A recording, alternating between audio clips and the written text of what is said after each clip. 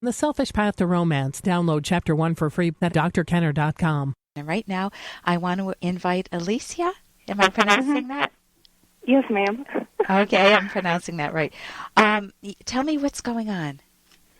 Okay, my husband and I, we were married in 2005. We were both soldiers, and I was raped by a fellow soldier 2 weeks after we were married. Okay. It was a swept under the rug issue.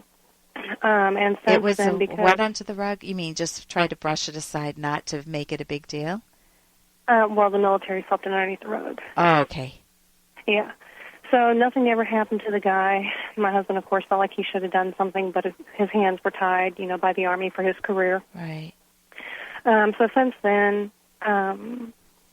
his love for me, he has decreased. Now it's at the point that he doesn't even know how to love me or his own 2-year-old daughter. And he is going into recurring depressions that are getting longer and worsening each time. This last one has lasted 6 months. Okay. Go ahead. He's seen a counselor, but that doesn't seem to help him. It sounds like he doesn't know how to make sense of his own actions, like he doesn't love himself, unless it's something more complicated. But if I saw that someone that I love dearly had been raped, and I want justice, and I can do nothing about it, but I still face a choice. Maybe I can do something about it. Maybe I can bring justice to this man, not as a vigilante, of course, but through the legal process, and they tie my hands and won't let me. Maybe that just becomes an issue where I don't know who I am anymore. Because I'm the type of person that would fight for justice. I'm a soldier. Yep, that's exactly what it is. Yeah, so he needs to love himself first. He needs to come to terms with how that decision was made and not hold himself accountable for not protecting you. I don't know. I'm asking you. Yeah, that's his issue, is that, he has become very self-doubting, and he feels helpless and worthless as a husband. Okay. And it's transferred over into his soldier life as well. Tell me about that. Well, like right now, he's not actually doing his normal MOS. He's been thrown into something that he doesn't know very well. And so he feels, basically, his words, like an idiot, and that's how he's being treated, he feels. He's become a lot more sensitive to how people look at him, and misreads a lot of even what I'm saying anymore. And it's just only concentrating on the negative. Nothing is positive. Okay. Does he have any other history that would explain some of this? He said that when he was a kid, he got into a lot of fights and stuff like that, and he would lose fights and things like that. And so he had dealt with a little bit of that when he was, younger, but had kind of gotten past that, and this has kind of stirred up those old feelings as well. Okay, so it dovetails with he lost the fight. He couldn't protect you. Mhm. Yeah. How are you dealing with this? Well, I have for me the best way to deal with things is to write it out and to force myself to deal with issues. Yeah. So, I realized that there's nothing I could have done, that it wasn't my fault. I have dealt with this, to the best of my abilities, and I don't let it when I start thinking about negative things, I force myself to think about positive things. Yeah. And that I did take a stand, and I did take it to somebody and talk to him about it. And he's the only reason I did that. He meaning who? Your husband? husband? Yeah. So when you say, you mean you brought the rape to somebody in the military? Yeah. Yeah, CID, Criminal Investigations Department. Okay. And they did nothing? They won't reopen it? Well, the thing is that, of course, it was a he said, she said. Yeah. Because I actually dropped my rape kit on the ground and did not reperform it. Okay. And it only made it to brigade level. To battalion level. It didn't go any higher because they were all about numbers, and it looked bad on their command. So, they didn't even move him. He lived right across the hall from me, and they didn't even move him. Hey, I got to interrupt this because we've got to pay some bills. 30 seconds, that's it. A very quick ad, and then Ellen will be back.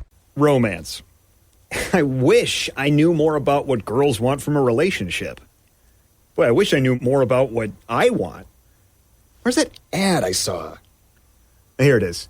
The Selfish Path to Romance, a serious romance guidebook. Download Chapter 1 for free at selfishromance.com and buy it at amazon.com. Huh. The Selfish Path to Romance. That is interesting. So, they didn't even move him. He lived right across the hall from me, and they didn't even move him. Okay, and it wasn't a friendship situation at all. It was a pure rape situation, I'm assuming. Well, he actually had started going to the gym with me and things like that. We actually were becoming friends. Okay.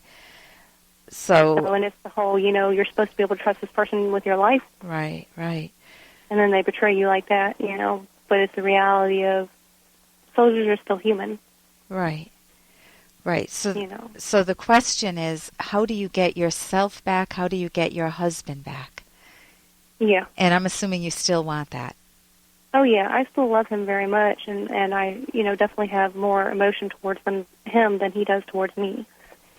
And I want to help him come back to me. Because, it hurts to see him go through these things and to know that, he doesn't even know how to love me anymore.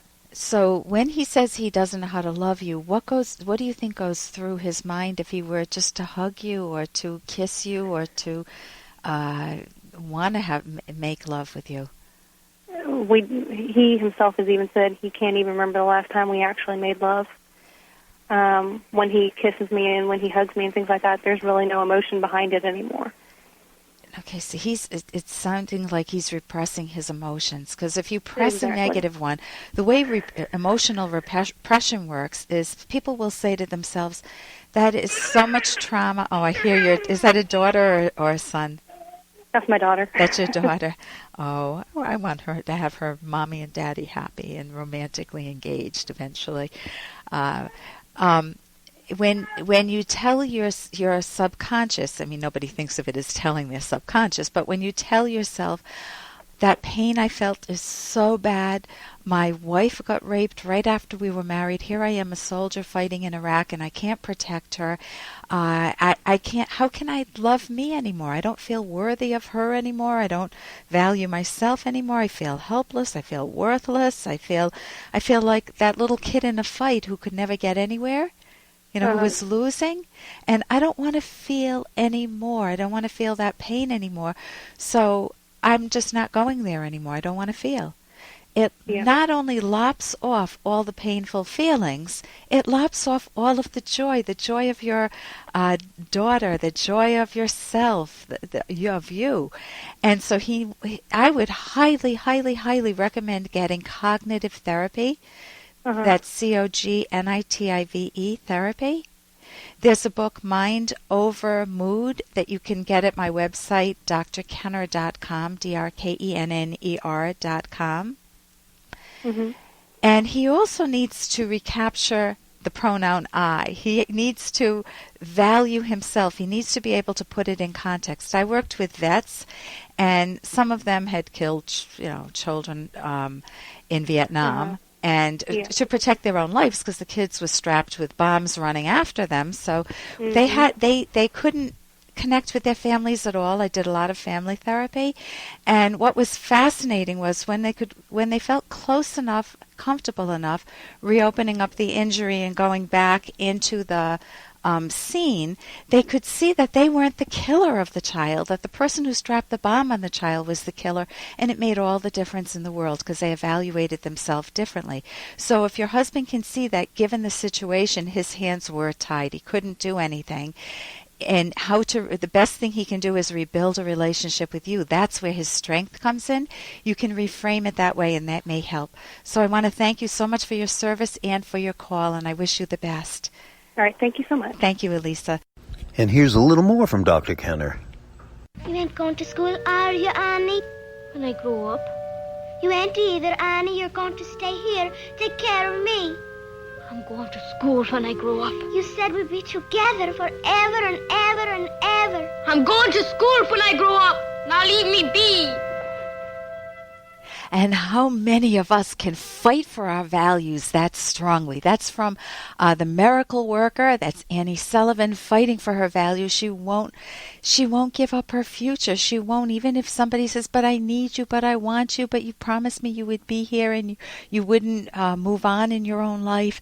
If nobody phrases it that way. You should do it for me. No, she wants to go to school. She wants to grow her mind. She wants to enjoy her life, her way, without stepping on other people's feet and without letting herself be chained to someone else. For more Dr. Kenner podcast, go to drkenner.com and please listen to this ad.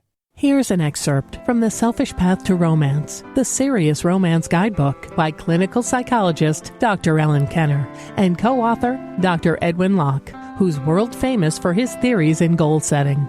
Do you feel at home psychologically with your partner's personality, or is there constant friction or hurt? Do you feel relaxed, in sync, on the same wavelength, or tense, at odds, alienated? Do you enjoy being around your partner, or do you feel relieved to be alone or prefer the company of others? Do your partner's habitual ways of acting make you happy, secure, and yet excited, or anxious, angry, and depressed?